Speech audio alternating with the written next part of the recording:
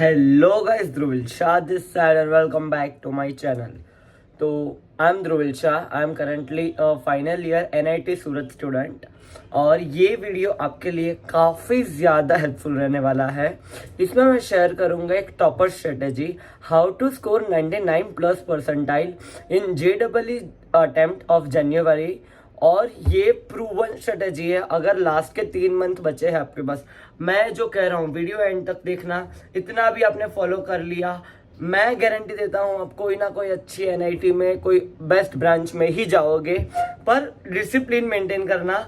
चलिए शुरू करते हैं। ये वीडियो को मैंने ब्रेक डाउन किया है पार्ट्स में, कैसे करना चाहिए, इनफैक्ट पेपर स्ट्रेटेजी क्या होनी चाहिए, देखना। और अगर अच्छा लगे तो कमेंट करके जाना और सब्सक्राइब कर देना। चलिए स्टार्ट करते हैं पार्ट 1। ओके, तो पहले स्टार्ट करेंगे कि ये जो लास्ट के 3 मंथ्स है उसमें क्या करना चाहिए आपको JEE के लिए। तो देखिए, आई होप अभी तक आपका 12th का आधे से ऊपर सिलेबस खत्म हो चुका होगा, स्कूल, आपके कोचिंग या जहाँ पे भी। तो लास्ट 3 मंथ्स आपको 12th अपना इतना स्ट्रॉन्ग कर लेना पड़ेगा। जैसे कि कैपेसिटेंस वाला चैप्टर है, इलेक्ट्रोस्टैट्स है, वो सब अभी इतना फॉर्म कर लो, सारे डेरिवेशंस, रिंग वाले डेरिवेशंस, कि वो बोर्ड के लिए भी हो जाए आपका। और उसके साथ साथ JEE में भी फिर आपको सिर्फ फॉर्मूला, अगर कोई ट्विस्टेड क्वेश्चन आया, जैसे कि कोई डायरेक्ट क्वेश्चन नहीं आया, तो आपको डेरिवेशन याद होगा, तो कहाँ पे क्या चेंज करना है वो पता चल जाएगा। एंड उसके साथ साथ 11th रिवाइज करना चालू कर देना। ये काफ़ी इम्पॉर्टेंट है, क्योंकि मैंने देखा है मेरे दोस्त या कई लोग ने क्या किया था, फिर वो सोचा था कि अरे 11th का बाद में कर लेंगे, फिर लास्ट में जाके बहुत ज़्यादा टेंशन में आ गए थे। तो एक स्ट्रेटेजी बताओ, अभी क्या हो, 12th भी करो 11th भी करो, एक ऐसा टाइम टेबल बना लो। और ऐसा 10-12 घंटे पढ़ना ज़रूरी है। अगर आपको ऐसा लगता है तो उसका भी मैं आंसर देता हूँ। देखिए, दिन में अगर 5 घंटे भी कर रहे हो आप, the only thing that matters is quality.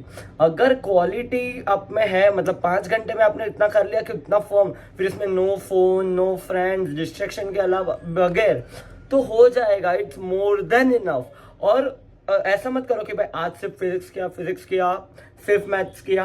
तीनों को एक इक्वल प्रपोर्शन दो, क्योंकि आपको अल्टीमेटली JEE में तीनों का टोटल काम आने वाला है आपके मार्क्स में।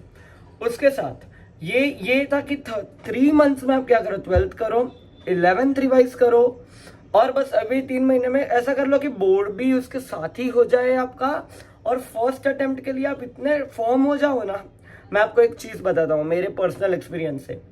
फर्स्ट अटेम्प्ट में जितना इजीली परसेंटाइल आता है ना, उतना सेकंड अटेम्प्ट में लाना उतने ही मार्क्स में बहुत मुश्किल हो जाता है, मतलब अप्रैल अटेम्प्ट में। क्योंकि जनवरी अटेम्प्ट में क्या होता है, बहुत लोग अभी प्रिपेयर कर रहे होते हो, बहुत इतना फॉर्म नहीं होते, क्योंकि कोई लोग बोर्ड पे फोकस करते हैं। और हमारे वक्त तो ये था कि कोटा के जो कुछ टॉपर्स हुए थे ना, उन्होंने क्या किया था, वो लोग फर्स्ट अटेम्प्ट देते ही नहीं है। वो लोग ऐसा कि सीधा सेकंड अटेम्प्ट देके फिर सीधा एडवांस में जाके IIT के लिए, मतलब। तो फर्स्ट अटेम्प्ट में आपके लिए बहुत अच्छा एडवांटेज है टू स्कोर 97 परसेंटाइल अबाव। अगर फर्स्ट अटेम्प्ट में ही आप थोड़ा सा भी डंका कर लो, व्हेन आई से थोड़ा सा डंका, it's around 150 marks out of 300 is more than enough for you.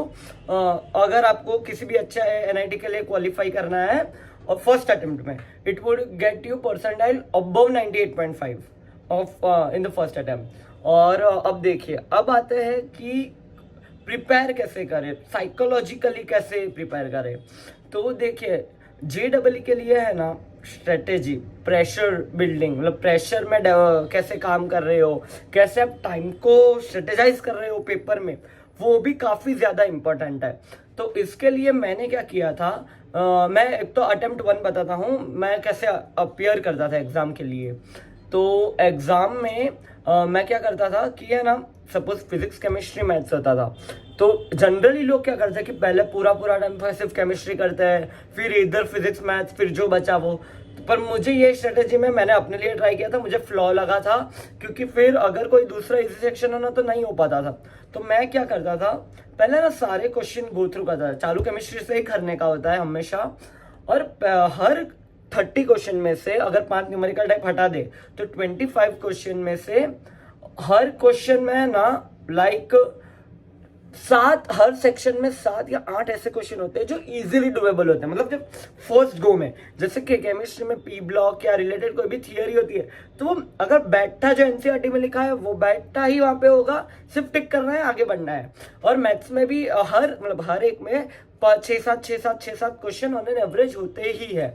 तो मैं क्या करता था कि पहले एक घंटे में या पहले 1.5 आवर्स जैसा पहले कट ऑफ क्लियर कर लेने का, ये स्ट्रेटेजी को मैंने नाम दिया है कट ऑफ टू टॉपर। तो ये मेरे खुद का नाम है, आप देख लेना कि पहले 1.5 घंटे में अगर आप 7 भी करोगे तो अराउंड 21 क्वेश्चन होंगे, और वो इतने इजी होते हैं, वो आपको ढूंढने पड़ेंगे पर कौन से 7 करने हैं वो आपको क्वेश्चन देख के ही पता चलेगी ये क्वेश्चन मेरी औकात के बाहर है, अंदर है, मैं कितने टाइम में कर लूंगा। और किसी भी चीज को ईगो पे मत लेना कि अरे भाई जैसे कि ये टॉपिक तो मैंने किया था, कोनिक सेक्शन ही तो कर रहा था मैं, ये मेरे से कैसे नहीं होगा, और उसके लिए अगर 10 मिनट लगा दी, वो क्वेश्चन तो हुआ नहीं हुआ, वो आपके और 2 क्वेश्चन का टाइम खा गया। तो ऐसा बिल्कुल भी मत करो। आपका अल्टीमेट टारगेट क्या है? मैक्सिमम एग्रीगेट मार्क्स लाना। आपको ऐसा नहीं कि एक कोई स्पेसिफिक क्वेश्चन से होगा, तो उसको मस्त शांति से अपियर करो। और 7 जैसे 21 क्वेश्चन हुए, फिर ओवरऑल न्यूमेरिकल टाइप में से एक हो जाता है, 5 में से एक, तो वो 3 मतलब 24-25 अराउंड क्वेश्चन हो गए ना, तो इट्स अराउंड 90, मतलब अगर 1-2 रॉन्ग भी गिने तो भी 90, 85 to 100 के रेंज में मार्क्स आ जाता है। एंड कट ऑफ जनरल इतना ही आता है, 89, 88 जनरल कैटेगरी की बात कर रहा हूँ। हाँ, बाय द वे मैंने इतना बोला, मैं अपना बताता हूँ। तो मैं एनआईटी सूरत ईसी का स्टूडेंट हूँ, general category, and my score was 98.6 percentile and I am currently in Surat. तो क्योंकि मैं जा चुका हूँ पूरे प्रेशर राउंड से, ये वो, तो इसलिए मैं बता रहा हूँ। मेरा गुज सीईटी जो सीईटी होता है उसका स्ट्रेट रैंक है 379, तो मेरे पूरे गुजरात में 379 रैंक है। तो इसलिए मैं आपको बता रहा हूँ कि बहुत जितना मतलब इतना भी हार्ड नहीं है जितना लोगों ने बना दिया है, जो हाइप कर देते हैं, एकदम प्रेशराइज कर देते हैं। सिर्फ स्ट्रेटेजी, कॉन्फिडेंस, एक प्रेजेंस ऑफ माइंड बहुत इंपॉर्टेंट है। जैसे कि मैथ्स में ना कोई क्वेश्चन आते हैं, फिर उसमें नॉट लिखा हुआ था, क्वेश्चन में नॉट लिखा हुआ था और ऑप्शन सारे टाइप के होते हैं, तो उसमें भी लोग कंफ्यूज हो जाते हैं। तो ऐसा मत करो। और एक चीज, अभी आते हैं फाइनल टिप्स पे। क्या करना है? रैंडम तुक्के मत मारो। जैसे कि क्योंकि वो आपके नेगेटिव मार्क्स हो जाएंगे, तो कभी भी रैंडम टिक या वो बिल्कुल ही मत करो।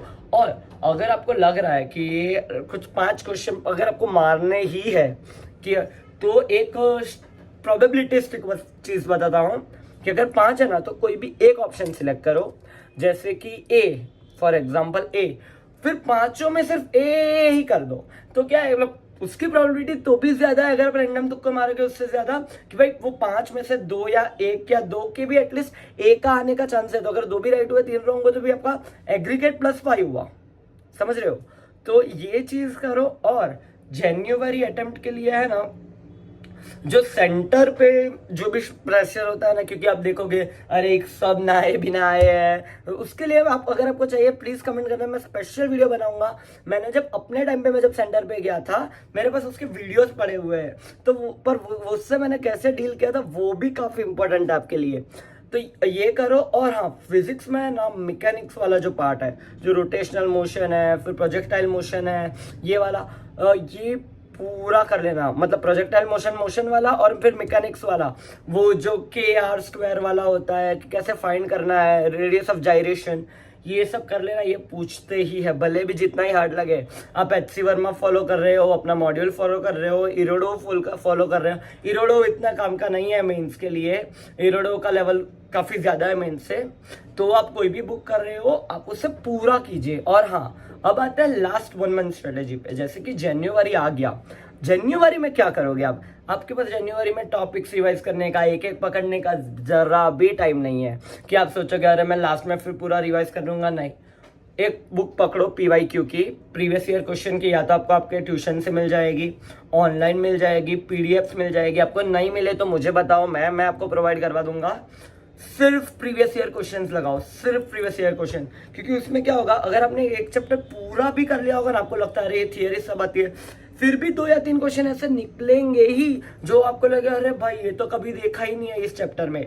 तो ऐसे क्वेश्चन का फिर सोल्यूशन ढूंढो, आपके फैकल्टीज के पास जाओ, जिससे भी सीखते हो उनसे पूछो, उसके नए नए अप्रोच ढूंढो। क्योंकि देखो एक ही क्वेश्चन के 5-7 अलग अलग अप्रोच होंगे, जो आपको सही लगे, जो फास्टेस्ट लगे उसे फॉलो करो।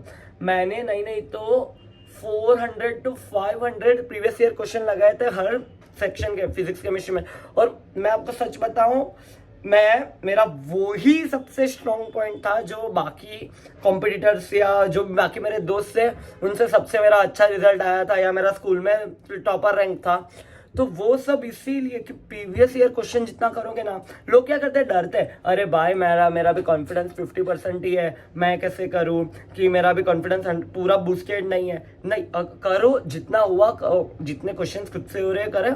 अगर नहीं हो रहा है तो अपने फैकल्टीज से पूछो या जिससे भी हो उनसे पूछो, डाउट क्लियर करो। अभी तो ऑनलाइन भी आपको इतना मटेरियल अवेलेबल है ना, आपको जो चाहिए वो, जैसे कि ये वेदांतु की चैनल्स है, फिर एक नेहा मैम मैथ्स की चैनल है, फिर फिजिक्स वाला है, या अमन दत्तर वाला है, आपको जो चाहिए सब मिल जाएगा। और डाउट के लिए जो है डाउटनट, शेग, ये 2 वेबसाइट्स है जिसपे आप जाके अपने डाउट्स क्लियर कर सकते हो। तो देखिए, और अभी है ना ज्यादा इंटरनेट स्क्रॉल करने में उसके लिए टाइम मत बिगाड़ना, मस्त अपना जाओ, पढ़ाई करो। और अगर आपको JEE रिलेटेड या कोई भी NIT के बारे में कुछ भी जानना हो, NIT IIT के बारे में, हमारा पूरा एक ग्रुप है NITians का और IITs का। आपको किसी से भी बात भी करनी हो नीचे कमेंट करना, मैं अपना इंस्टाग्राम का लिंक भी दे दूंगा, उस पर आओ, मुझे बात करो, जो भी पूछना है पूछो। And all the very best for your future. I hope कि मैं आपको एकदम कोई अच्छी NIT IIT में ही देखो। अगर कोई भी NIT सूरत आओ तो प्लीज आके मिलना। चलिए मिलते हैं, ध्रुविल शाह साइनिंग ऑफ। मिलता है एक और ऐसे स्ट्रेटेजी वीडियो में।